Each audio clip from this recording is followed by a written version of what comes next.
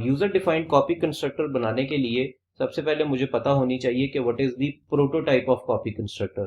तो उसके लिए आ जाइए अगर अपनी क्लास में, और अपनी क्लास में कॉपी कंस्ट्रक्टर को लिखना शुरू करते हैं। Let's start writing it over here. यहाँ पे हम लिख रहे हैं copy constructor. Copy constructor of course call तब होगा जब आप एक ऑब्जेक्ट को क्रिएट करेंगे, और एक ऑब्जेक्ट को क्रिएट करने के साथ आप उसको equal to any other object कर देंगे। यानी कि हम इस तरह की कोई स्टेटमेंट लिख रहे हैं, let's say student 2 is equal to 1, given that an object 2 is an object जो कि आप अभी क्रिएट कर रहे हैं और उसको आप इक्वल कर रहे हैं टू दैट ऑब्जेक्ट जो कि पहले से क्रिएटेड है। यहाँ पे कॉपी कंस्ट्रक्टर कॉल होगा। कॉपी कंस्ट्रक्टर की प्रोटोटाइप हमेशा होती है ये क्लास नेम। कंस्ट्रक्टर का नाम हमेशा क्लास के नाम के इक्वल होता है, और इसके पैरामीटर्स के अंदर आप लिखेंगे कांस्टेंट क्लास नेम %, यानी कि आप यहाँ पे पास बाय रेफरेंस कर रहे होंगे अपने एक पर्टिकुलर ऑब्जेक्ट को।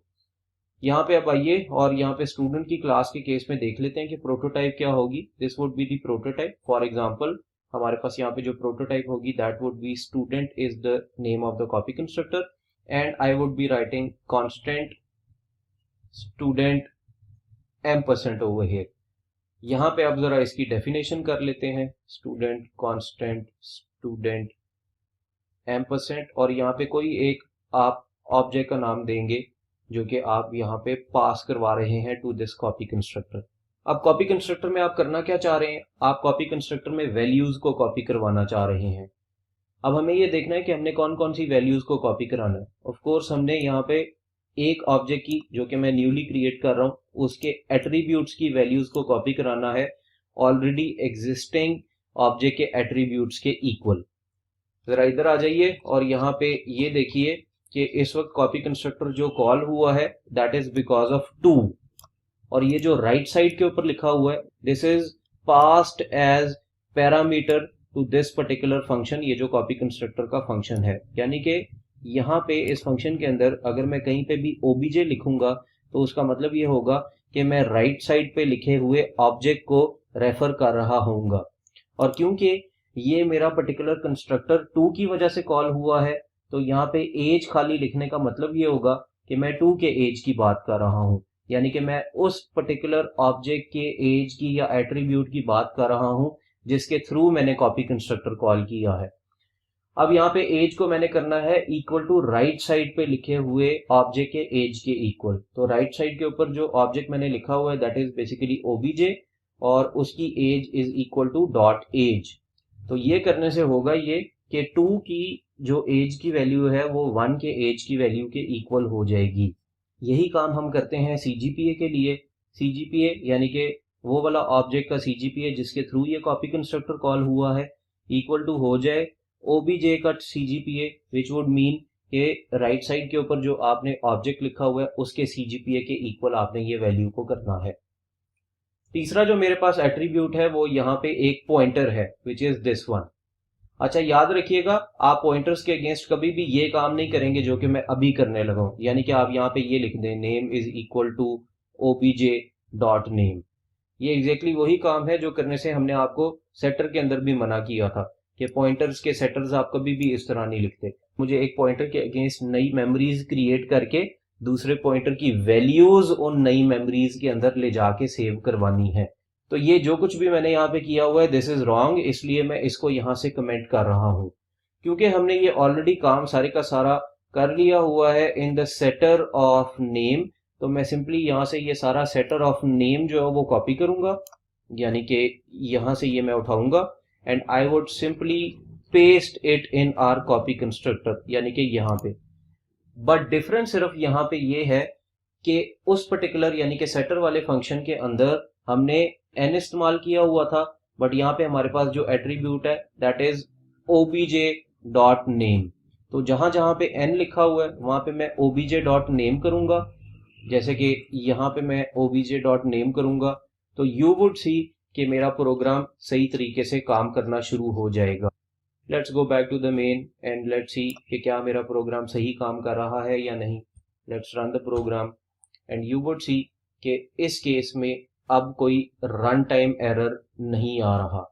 बट हमें अब ये देखना पड़ेगा कि हम यहाँ पे कर क्या रहे हैं, और उसके लिए मुझे यहाँ पे दोबारा से मेमोरी मैप बनाना पड़ेगा। और यहाँ पे आपको स्टेप बाय स्टेप बताते हैं कि what is happening in your program. Student 1 और 1 डॉट सेट नेम अली, इसके अगेंस्ट यहाँ पे आपको जो एक ऑब्जेक्ट मिलेगा दैट वुड बी 1, और इस 1 ऑब्जेक्ट के अगेंस्ट आपको यहाँ पे एक एज, एक आपको यहाँ पे CGPA और एक आपको पॉइंटर मिलेगा नेम।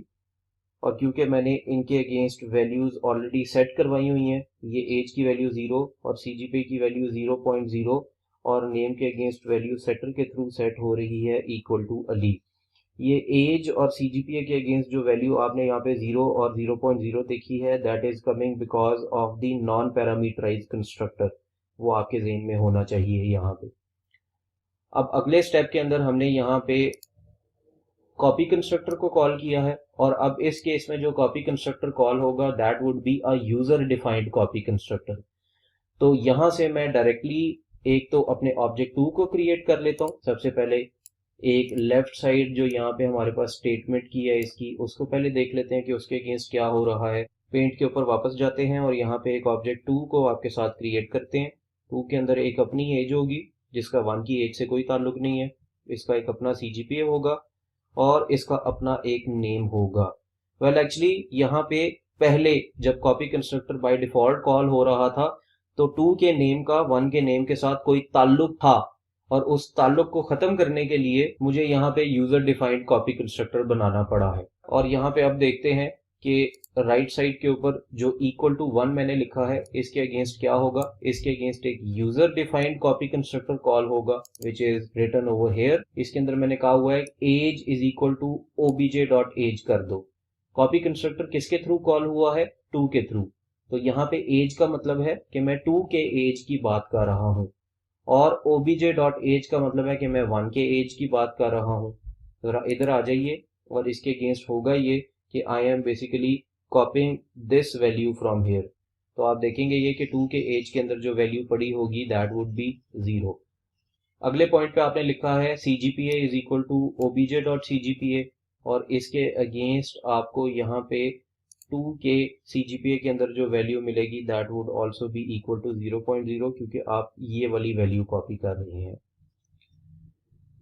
आगे आपने यहाँ पे एक साइज कैलकुलेट की है ऑफ obj डॉट नेम, और obj के अंदर जो नेम पड़ा हुआ है वो वही नेम है जो कि यहाँ पे ऑब्जेक्ट 1 में पड़ा हुआ है, और 1 के अंदर जो नेम पड़ा हुआ है दैट इज अली, जिसकी यहाँ पे लेंथ इज इक्वल टू 3। तो आप देखेंगे ये कि यहाँ पे जो मेरे पास साइज की वैल्यू आएगी that would be equal to 3। मैंने अब नेम यानी कि 2 ऑब्जेक्ट के अगेंस्ट जो नेम है उसको नई मेमोरीज मैंने एलोकेट कराई हैं यहाँ पे, और जो उसका साइज मैंने रखा है दैट इज 3+1, यानी कि मैंने उसका साइज 4 दिया है। यहाँ पे इसका साइज 4 इसलिए है क्योंकि मैं एक कैरेक्टर \0 भी यहाँ पे सेव करवाना चाह रहा हूँ। तो अब मेरा नेम पॉइंटर जो है that would not point to the memory locations of object 1, it would create new memory locations, और मैंने इसका साइज दिया है size +1। One of the memory locations is to store this \0। ये ना भूलिएगा कि मैंने यहाँ पे +1 क्यों किया है। अब आगे मैंने यहाँ पे एक लूप चलाया है जो कि character bye character name of ith index के अंदर obj के नेम के ith इंडेक्स की वैल्यूज को कॉपी करेगा। आपका ये वाला लूप एग्जीक्यूट होगा तो आपके यहाँ पे कैरेक्टर्स की वैल्यूज जो है यानी कि a, l और i यहाँ पे 2 के नेम के अंदर आके कॉपी हो जाएंगी। फाइनली जो स्टेटमेंट हमने यहाँ पे लिखी हुई है that is name of size is equal to \0, जिसका मतलब है कि यहाँ पे आके आप आखिरी कैरेक्टर के अंदर जो वैल्यू स्टोर करवाना चाह रहे हैं दैट इज \0। तो अब यहाँ पे 2 के नेम के अंदर आपने 1 के नेम की वैल्यूज को कॉपी किया है, ना कि 2 पॉइंटर्स को यहाँ पे इक्वल किया है। ये जो काम अब आपने किया है this is something which is known as deep copy. और जो इससे पहले काम हो रहा था यानी कि जो आपको डिफॉल्ट कॉपी कंस्ट्रक्टर पहले से करके दे रहा होता है that is known as shallow copy. तो हम यहाँ पे कॉपी कंस्ट्रक्टर इसलिए बनाते हैं क्योंकि हम शैलो कॉपी को अवॉइड करना चाहते हैं, और इसके अगेंस्ट हम यहाँ पे डीप कॉपी करना चाहते हैं। तो आपने भी इस चीज का खास ख्याल रखना है कि अगर आपके पास किसी भी एक क्लास के अंदर कोई पॉइंटर एज एन एट्रीब्यूट मौजूद है तो आपने कभी भी शैलो कॉपी नहीं करनी, आपने हमेशा डीप कॉपी करनी है, जिसका मतलब ये है कि आप अपने पॉइंटर को नई मेमोरी लोकेशंस एलोकेट करवाएंगे और उन नई मेमोरी लोकेशंस के अंदर आके आप दूसरे पॉइंटर के अगेंस्ट जो वैल्यूज सेव्ड हैं उनको कॉपी करवाएंगे। Thank you very much. See you in the next video.